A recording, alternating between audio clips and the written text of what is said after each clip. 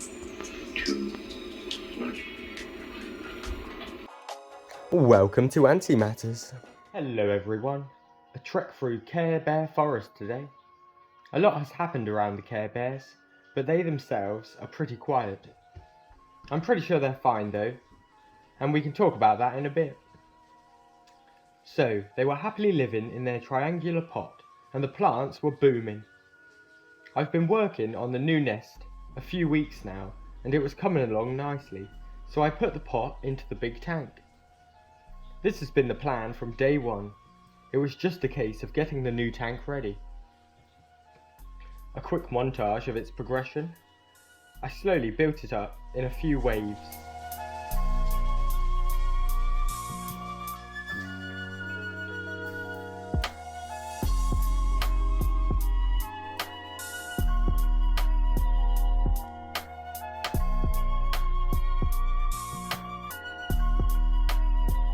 The soil and landscaping's all finished now. I just need to keep growing the plants. I'm really enjoying these plants as you can cut them and replant the bits to grow even more plants and then repeat. This will hopefully allow me to go crazy with the planting and stop the Careberas turning over everything too fast. I've no idea how it will turn out though in the long term. I got these plants from antscapes.co.uk if you are curious, along with the tropical soil mix and the springtails. It's a great shop. I couldn't have made it this far without it. Go take a look and use code ANTIMATTERS, no spaces, for 10% off at checkout. Thanks for the code, Ryan. The plants are doing great though. There was a lot of snails and slugs eating them, but they got fed to the Messer and Fedole colony. The woodlouse occasionally nibble the plants, but they're alright. They work hard cleaning. That brings me onto the pond. So the new nest has a frog-filled pond. 5 African dwarf frogs seem to enjoy it. They get plenty of food as a lot of woodlice fall in and become dinner. To get them out, I use a special syringe.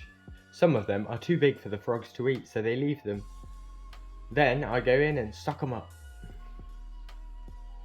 You can see the pump. This pushes water up from the pond to the waterfall. We'll get to the waterfall in a moment though. It's super weak, so the frogs don't get sucked up. At the moment, the frogs are the main entertainment in the tank. They're always swimming around or chomping on a woodlouse. Onto the waterfall though. So, the water is pumped up to the waterfall, which then collects in a separate pool before flowing back down to the main bowl. I'm using this pool as a water filter and it keeps the water clean and clear. I'm very pleased with the whole outcome of the water system, and it wasn't too hard to bodge together. The tank definitely needed a pond for the bridge to go over, or why have a bridge at all?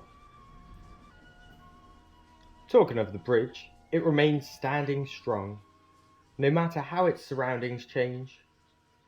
I'm a fan of the bridge, and have built the tank around it really. More Lego has been added as well.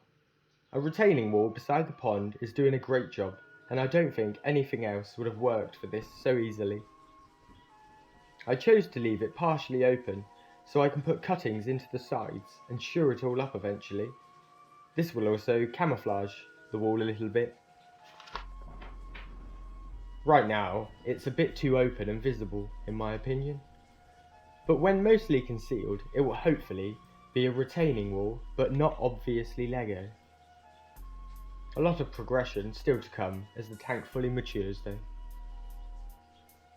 The final real piece of the tank is the ants. Their pot is located next to the Highland waterfall. Their original setup is thriving and the plants are doing the best in the whole tank. It's become really bioactive and the soil has so many springtails keeping it all clean. The Carebara don't really leave their fortress, and I don't give them reason to. Food is delivered directly to their doorstep, and they really love their protein at the moment. I figure this means they have brood and the queen's okay. Due to my feeding practices, I don't really see much of them.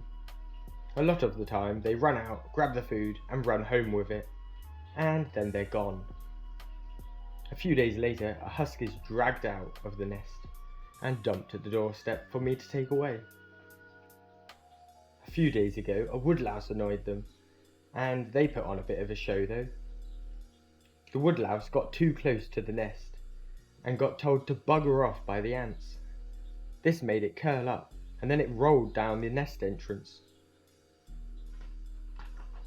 The ants weren't too pleased though, and spent hours trying to force it out, although the woodlouse stayed rolled up in its ball. So the bridge, pond, plants, and of course the ants have all come together in this tank. I'm really looking forward to how everything comes along and what sort of balances will be made or broken. Will the plants outpace the ants, or vice versa? Will the aquatic frogs eat every single woodlouse? We'll have to wait and see. It could be a while till much is happening, or a few weeks. You never know. I'll be sure to keep you all updated though. I hope you enjoyed this episode. Thanks for watching. Till next time, have a fab week, and bye!